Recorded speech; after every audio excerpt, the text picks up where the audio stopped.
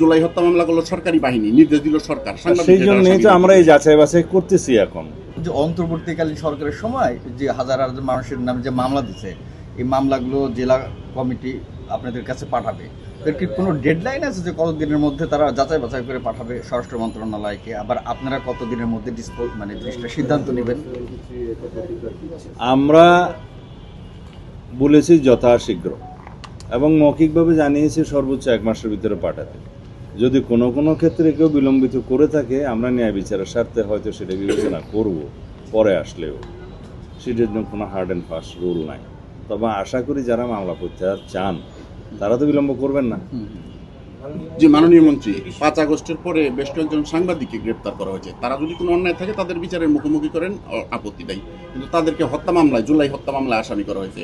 জুলাই হত্যা মামলা করলো সরকারি বাহিনী, নির্দেশ দিল সরকার। সেই জন্যই তো আমরা এই যাচাই বাছাই করতেছি এখন। আমরা সরকারের দায়িত্ব নিয়েছি, জনগণ দায়িত্ব দিয়েছি কেবল 2-2.5 মাস হলো।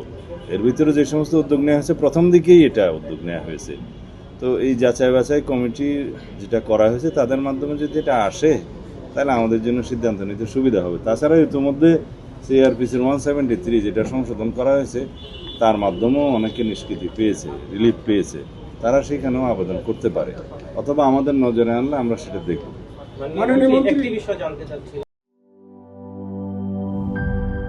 ইউরোপ, এশিয়া, আমেরিকা যেখানে যাই, বিশ্বের 145টি দেশে আজ ফ্রুটো পাই।